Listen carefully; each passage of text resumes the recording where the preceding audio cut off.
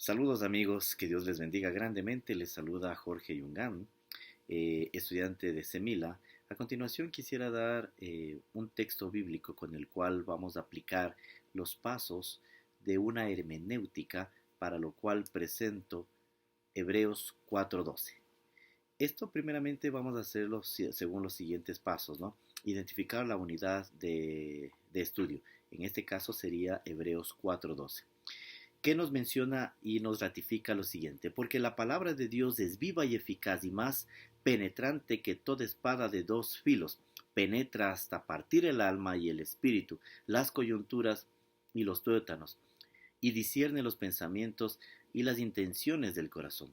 Como punto número 2 tenemos la comparación de diversas traducciones, entre las cuales he escogido tres de ellas. Hebreos 4:12, según Dios habla hoy, dice: porque la palabra de Dios tiene vida y poder.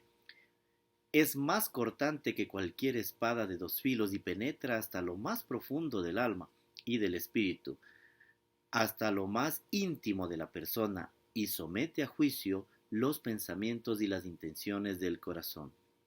Hay otra versión también que la encontré, que es la Nueva Versión Internacional, y que dice: ciertamente la palabra de Dios es viva y poderosa, y más cortante que cualquier espada de dos filos, penetra hasta lo más profundo del alma y del espíritu, hasta la médula de los huesos, y juzga los pensamientos y las intenciones del corazón. Y esta última también, que es la traducción del lenguaje actual, que dice lo siguiente: cada palabra que Dios pronuncia tiene poder y tiene vida. La palabra de Dios es más cortante que una espada de dos filos y penetra hasta lo más profundo de nuestro ser. Allí examina pensamientos y deseos y deja en claro si son buenos o malos. A continuación, como punto 3, tenemos el contexto histórico del texto.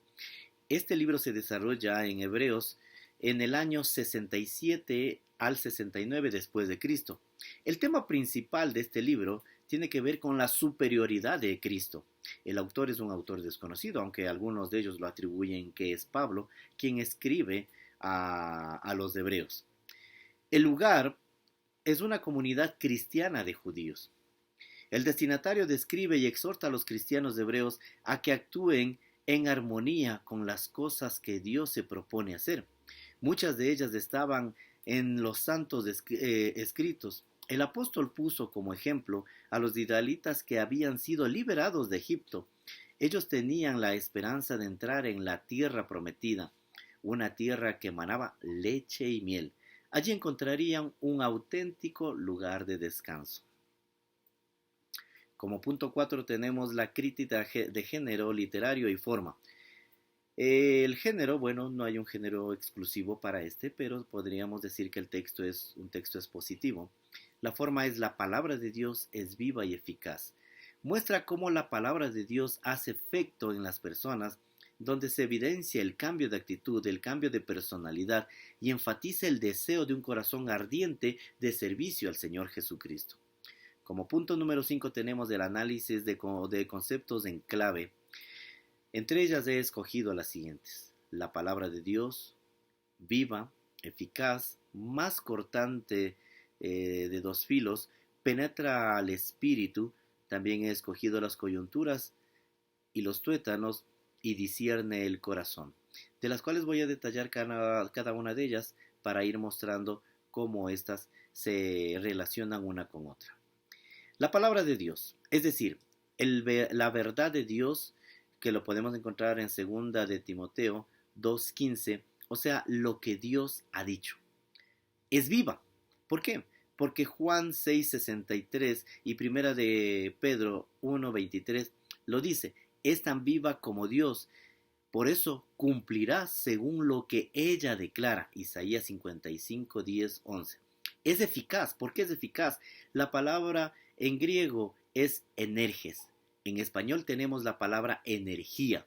La palabra está llena de energía y de poder de Dios para llevar a cabo sus declaraciones completas y concretas en cada uno de los seres humanos que estamos aquí en esta tierra. Esto lo declara 2 de Corintios 10:4 y 1 de Tesalonicenses 2:13. También nos habla de que es más cortante esta palabra. Isaías 11:4, Isaías 49:2, Efesios 6:17, entre algunas, ¿no?